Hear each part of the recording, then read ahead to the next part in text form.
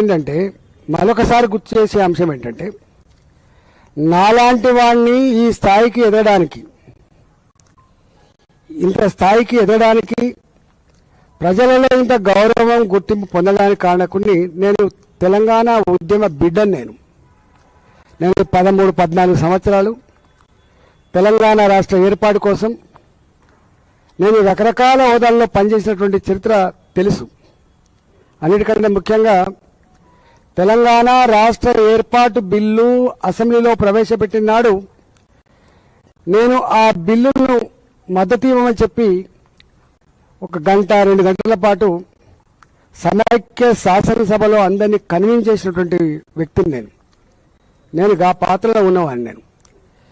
ఇవాళ రాజకీయాలు ఉంటాయి, రాజకీయాలు ఉండవని నేను, కానీ రాజకీయాల ముసుగులో ప్రజల జీవితాలతో చెలగాటమాడే ప్రయత్నం ఎవరు చేసినా, ఏ పార్టీ చేసినా నాలాంటి వాడిని స్పెక్టేటర్గా ఉండడానికి లేను. నేను నాలాంటి వాడిని అర్థం చేయించే ప్రయత్నం చేస్తా, అవగాహన చేసే ప్రయత్నం చేస్తా, లేని పక్షంలో చీల్చి చెండాడే ప్రయత్నం కూడా చేస్తాం. మేము ఎవరి మెప్పు కోసమో, ఎవరి స్క్రిప్ట్ రాసిస్తేనో, ఎవడు పలికిస్తేనో పలికేటోళ్ళం కాదు.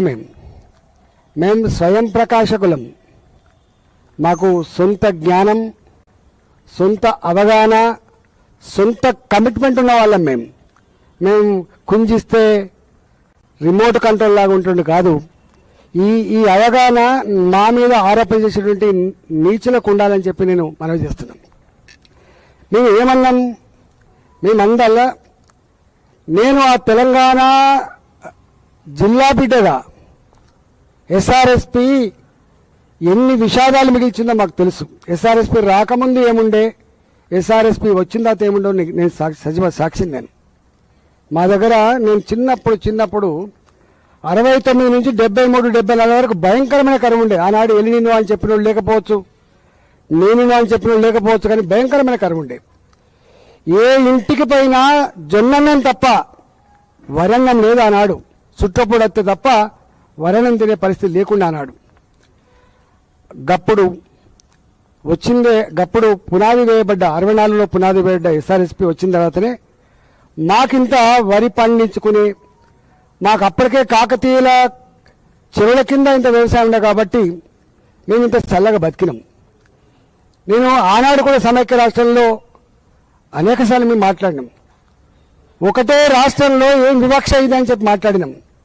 ఆంధ్ర ప్రాంతంలో 1 టీఎంసీ నీళ్లకు 3500 ఎకరాలు ఎట్లా పారుతుంది? అదే తెలంగాణ ఎస్ఆర్ఎస్పి కింద మీరు ఒక టీఎంసీ నీళ్ళకి 12,000, 13,000 ఎకరాలు ఎట్లా పారుతుంది? ఒకటే రాష్ట్రం కదా అని చెప్తే ఇది మెట్ట ప్రాంతాల కోసం డిజైన్ చేయబడ్డ కాలువలు అని చెప్పిండ్రు. నేను నా ఉపన్యాసాలు ఉంటాయి అసెంబ్లీలో, ఎస్ఆర్ఎస్పి కాలువల కింద బోను లేకుండా, బావులు లేకుండా పూర్తి స్థాయిలో వ్యవసాయం చేయరు. ఇది అవగాహన ఉన్నోడికి, ఆ జిల్లా బిడ్డ అయితే తెలుస్తుంది. వ్యవసాయం గురించి అవగాహన ఉన్నోడికి, నీళ్ల గురించి అవగాహన ఉన్నోడికి, ఇవాళ రైతుల గురించి అవగాహన తెలుస్తుంది తప్ప వాటిని తెలిసే ఆస్కారం లేదు. మేము ఆనాడు అన్నాం, మేము ఆనాడు చెప్పినాం. మేము ఎన్నోసార్లు నేను హుజరాబాద్ కాన్స్టిట్యూన్సీ రిప్రజెంట్ చేసేటప్పుడు నా ఎజెండా, నేను ఎమ్మెల్యేగా గొప్ప ఎమ్మెల్యేనా కాదా అనడానికి నా ఎజెండా ఎస్ఆర్ఎస్పి నీళ్ళు వచ్చినప్పుడు ఆ తూములు లేపితే నేను గొప్ప హీరోను, నేను ఆ కాలువను తెంపితే నేను గొప్ప హీరోను. చివరికి వరంగల్ వాసులకు కూడా తాగే నీళ్లు అందని పరిస్థితులలో వాళ్ళు నా మీద ధ్వజమెచ్చేది. అంటే ఎస్ఆర్ఎస్పి నీళ్లు వరంగల్ కూడా దాటలేని విషయం మీకు అర్థం కావాలి. తెలంగాణ ఉద్యమం పుట్టినాడు మా గోరేటి వెంకన్న పాటలు ఉంటాయి. ఇప్పటికీ పల్లెలు మొలిసేటువంటి పాటలు ఉంటాయి. వానమ్మ వానమ్మ వానమ్మ ఒకసారన్నా వచ్చిపోయే వానమ్మ అనే పాటలు ఉంటాయి. నీళ్ళ కోసమే, నిధుల కోసమే, సెల్ఫ్ రెస్పెక్ట్ కోసం ఉద్యమించినటువంటి తెలంగాణ ఉద్యమ బిడ్డగా నేను ఇవాళ రాజకీయాలు ఏమైనా ఉండొచ్చు, సిద్ధాంతాలు ఏమైనా ఉండొచ్చు, కానీ మూలాలను మర్చిపోవడం మనిషి కాదనేది నా సిద్ధాంతం. నేను గక్కడి నుంచి వచ్చిన కాబట్టి ఇవాళ కాళేశ్వరం ప్రాజెక్టు, కాళేశ్వరం కంటే ముందు జలయజ్ఞం జరిగింది. ఇక్కడ చాలామంది మర్చిపోతున్నారు. జలయజ్ఞంలో భాగంగానే తమ్మిడి హట్టులో ప్రాణహిత నీళ్ళు తీసుకురావాలని చెప్పి ఆనాడు రాజశేఖర రెడ్డికి ప్లాన్ చేసిండు. 2007 వరకే పూర్తి చేసే ప్రాజెక్టులు, 2009 వరకు పూర్తి చేసిన ప్రాజెక్టులు అని చెప్పి అప్పుడున్నది. దాని డీటెయిల్స్ పోను. తమ్మిడి హట్టు దగ్గర కట్టాలి, ఎట్లా లిఫ్ట్ చేయాలి, కాలువల ద్వారా ఎట్లా తేవాలి, ఎల్లంపల్లి ప్రాజెక్టు ఎట్లా వేయాలి. నేను మొట్టమొదటిగా ఎమ్మెల్యే అయిన తర్వాతనే ఎల్లంపల్లి ప్రాజెక్టుకు పునాది రాయబడ్డది. ఆనాడు రాజశేఖర రెడ్డి గారి ముఖ్యమంత్రి ఉండే, అది 24 టీఎంసీల నీళ్లతోటి అది పునాది రాయబడ్డది.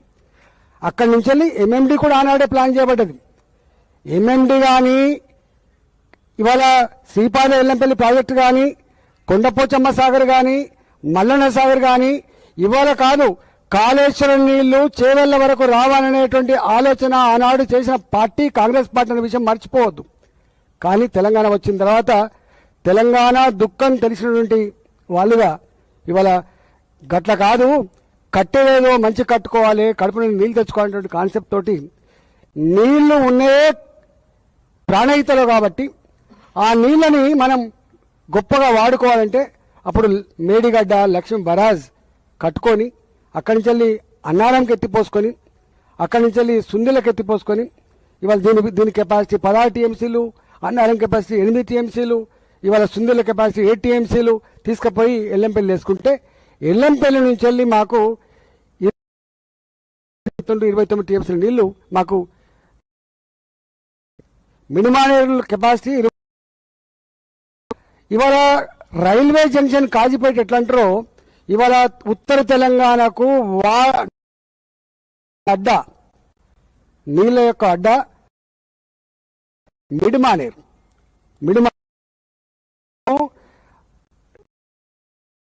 90 టీఎంసీలు ఉన్నప్పటికీ కూడా మాకు ఎల్ఎండిలో ఉన్నప్పటికి కూడా అందకపోతుండే. ఒక్క పంట ఇవాళ కాళేశ్వరం లింక్ అయిన తర్వాత ఎన్ఎండిలో 20 టీఎంసీ కరెంట్ ఏర్పడిన తర్వాత మీకు కల్పించున్నారు. 2 పంటలు సంపూర్ణంగా పండించుకున్న జిల్లాలు పార్ట్ ఆఫ్ మీరు కావాలి.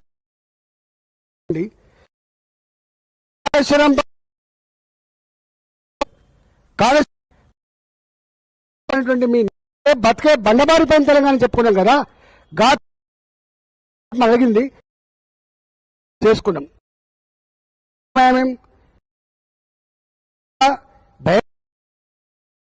చెప్పట్లేదు, వ్యాప్తంగా ఉండేటువంటి చాలా తీవ్రమైన ప్రభావం ఉండేటువంటి ఆస్కారం ఉందని చెప్పి మా బాధ ఏంది. ఇవాళ గింత లక్ష్మీ అక్కడ నీళ్ళు నింపమని ఏం చెప్పింది. ఎందుకు ఇన్ని సంవత్సరాలుగా ఇవాళ రాజకీయం చేస్తా ఉన్నారు? ఎందుకు ఇన్ని సంవత్సరాలుగా ఎందుకు తెలంగాణ ఉత్తర ఎందుకు తాగుతలే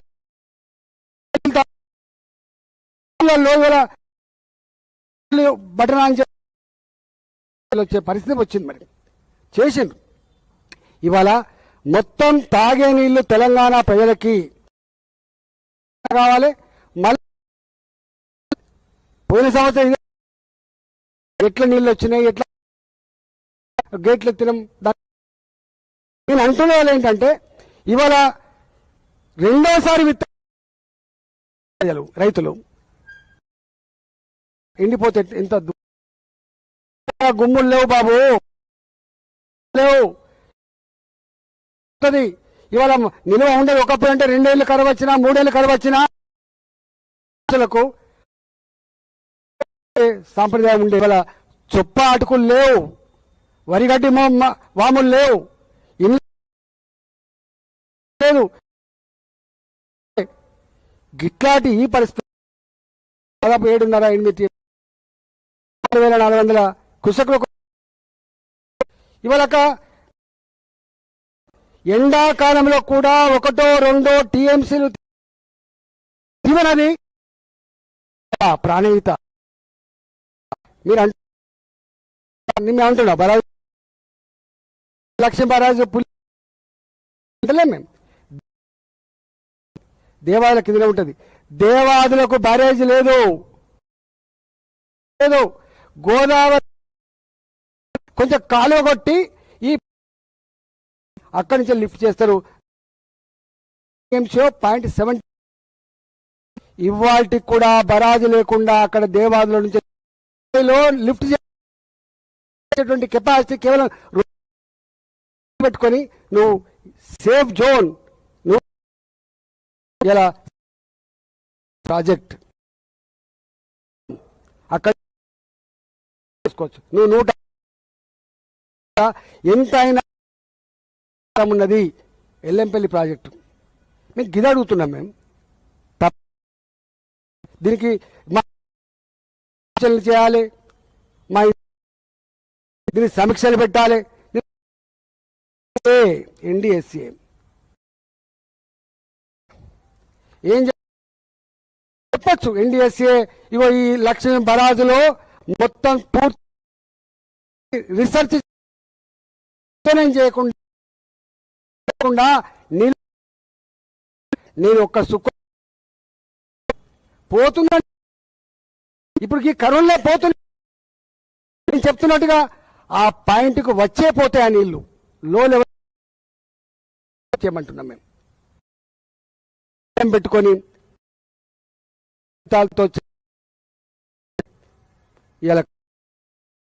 ఇవన్నీ నేను అంటున్నా. కాంగ్రెస్ పార్టీ నాయకులు మాట్లాడుతున్నారు, నేను బీజేపీ నాయకుడు బెస్ట్ ప్రజలు మాత్రమే. ఎవరు ఎందుకోసం ఎవరి రైతాంగం రైతులు రేపు ట్రీట్మెంట్ ఇస్తారు. ఇవాళ నేను హైదరాబాద్ ఎంపీని, ఇవాళ నార్త్ హైదరాబాద్ ఎంపీని నేను ఇవాళ వచ్చిన తర్వాత ఇవాళ ఎన్ని బోర్లు వేస్తున్నాను? 5 రోజుకని చెప్పి వాడుకున్నా ఇవాళ కొన్ని శాతం మిగతా హెచ్చరిక చేసిండు. మంజిరా ఇంకో 40 హెచ్చరిక. మరి మీరు ఆల్టర్నేటివ్ తెచ్చిస్తూ ఏదైనా పశువులు కొట్టుకుపోవాలి. హైదరాబాద్ 141 లక్షల జనాభా, ఇంకో 40-50 లక్షల 2 కోట్ల గొప్ప సిటీగా గొప్ప ఇక్కడ ఇంత హైగా చెప్పుకుంటాం. నీ డిపార్ట్మెంట్ తో మీటింగ్ పెట్టి కదా నీకు అఖిలపక్షం పెట్టే ఇతర పార్టీలకు నాలెడ్జ్ ఉండొచ్చు, నువ్వు మేధా సంపత్తి ఉండొచ్చు. మేము అడుగుతున్నది సార్, నువ్వు మా కరీంనగర్ జిల్లాలో వదిలిపెట్టిపోయినావు, నువ్వు కష్టమవుతుందని చెప్తున్నారు అని వచ్చే నీళ్ళొద్దు ఎత్తిపోతామని ఎవడ అంటాడా మూర్ఖుడు? అంటున్నది ఏంటంటే ఇవన్నీ ఉన్నళ్ళ కూడా చివరి వరకు పంట పండకపోతే రైతు అనేవాడు నష్టపోతున్నాడు కాబట్టి, వేల కోట్ల రూపాయలు నష్టపోతున్నాడు కాబట్టి, రైతుల ఆత్మహత్యలని చెప్పి మనం చర్చించడం కాబట్టి, రైతు రాజ్యం బాగుపడదు కాబట్టి, ఎద్దేసిన వ్యవసాయం బాగుపడదు కాబట్టి, రైతుల ఆత్మహత్యలు దేశానికి మంచిది కాదు కాబట్టి ఇవాళ కేంద్ర ప్రభుత్వం కూడా వ్యవసాయానికి ఎంత పెద్ద పీట వేస్తుందని చూస్తా ఉన్నాం. లక్షల కోట్ల రూపాయల సబ్సిడీ ఉన్న ఎరువులు సబ్సిడీ ఇస్తుంది. స్వయంగా కేంద్ర ప్రభుత్వమే నరేంద్ర మోడీ గారే స్వయంగా రైతుకు 6,000 రూపాయల చొప్పున సంవత్సరానికి ఇస్తాడు. ఇవన్నీ కూడా రైతు ఇలా మన దేశం ఇవాళ మన దేశం వ్యవసాయ దేశం. మన ఎకానమీ దాని మీద ఆధారపడి ఉంటుంది. 165% మంది ఇవాళ కూడా గ్రామాలలో ఉంటున్నారు. వాళ్ళ కులాలు వేరు కావచ్చు, మతాలు వేరు కావచ్చు, రైతులు కావచ్చు, రైతుల దగ్గర పనిచేసే కూలీలు కావచ్చు. వ్యవసాయం మంచుకుంటేనే బట్టల షాపు నడుతుంది, వ్యవసాయం మంచుకుంటేనే బంగారం షాపు నడుతుంది, వ్యవసాయం మంచుకుంటేనే పిల్లల ఫీజు కడతారు, వ్యవసాయం మంచుకుంటేనే పెళ్లిళ్ళు అవుతుంది. ఆ జ్ఞానం మీకు లేదు. వ్యవసాయం తప్ప మరో మార్గం లేదు. ఇవాళకి కూడా కోట్ల మంది ప్రజానికానికి అక్కడి చేసుకొని అన్నం పెట్టగలిగే తల్లి భూతల్లి అని చెప్పి మనం మాట్లాడుకున్నాం కదా. గా భూతల్లి కదా నీళ్ళ కోసం అరడపడుతున్నది. గా నీళ్ళ కోసమే కదా నువ్వు రాజకీయం చేస్తున్నది. అందుకే వెంటనే నేను ఉత్తమ్ కుమార్ రెడ్డి గారు ఉత్తమంగా ఆలోచిస్తారని చెప్పి అనుకుంటున్నా. ఉత్తమ్ కుమార్ రెడ్డి గారు వెంటనే బేజ్జాలు బంద్ చేసి రాజకీయాలు బంద్ చేసి తక్షణమే నీళ్లు లిఫ్ట్ చేయాలని చెప్పి నేను డిమాండ్ చేస్తున్నా.